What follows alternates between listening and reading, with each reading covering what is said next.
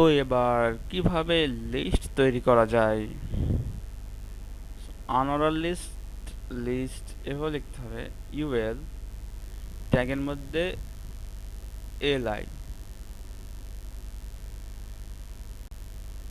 Suppose 1, UL ট্যাগের মধ্যে LI, এই যে 1।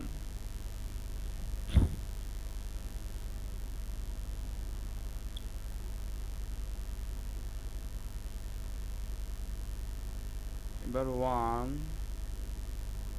2 3 4 5 6। কিন্তু আমি লিস্ট তৈরি করলাম। এবার আমাকে 1 2 3 4 5 সিরিয়াল বাই সিরিয়াল লিস্ট আমি কীভাবে তৈরি করব? এবার আনঅর্ডার লিস্টের জায়গাতে শুধু ও এল দিলেই হয়ে যাবে, ইউএল এর পরিবর্তে ও এল, এই যে ও এল 1 2 3 4 5 6। এবার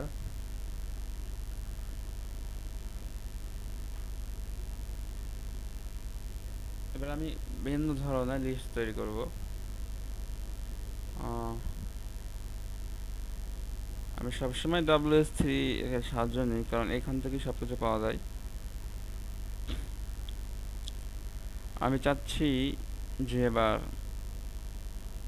যে 1 2 3 4 আছে না, ওগুলা থাকবে না, শুধু লিস্ট থাকবে, কোনো চিহ্ন থাকবে না। এই যে 1 2 3 4 5 6। যদি ইউএল ট্যাগও ব্যবহার করেন,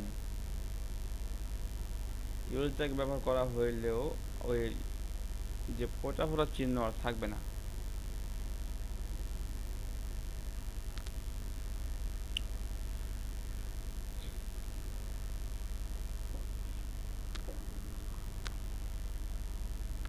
আবার ভিন্ন ভিন্ন টাইপের যদি লিস্ট ব্যবহার করতে চান, এভাবে দিতে পারেন।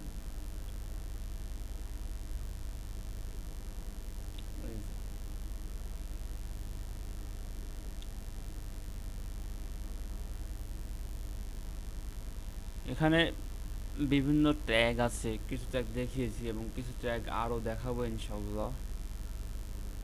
বিভিন্ন বিভিন্ন ট্যাগ আছে, যেমন ডিডি, হেডার, ফুটার, এগুলো পরে দেখাবো। ইউএল ট্যাগ দেখাইছি। তবে ক্লাস, ক্লাস আর আইডি, এটা হচ্ছে সিএসএস এর একটা ফাংশন, একটা ট্যাগ। তারপরেও ক্লাস এবং আইডি আসলে কিভাবে ব্যবহার করা যায়, তো এটা আমি দেখাবো। আইডি যদি আপনি ব্যবহার করেন, আইডি একটাতে আপনি একটাই ব্যবহার করতে পারবেন। আর ক্লাস যদি ব্যবহার করতে পারেন, তবে ক্লাস সব জায়গায় ব্যবহার করতে পারবেন।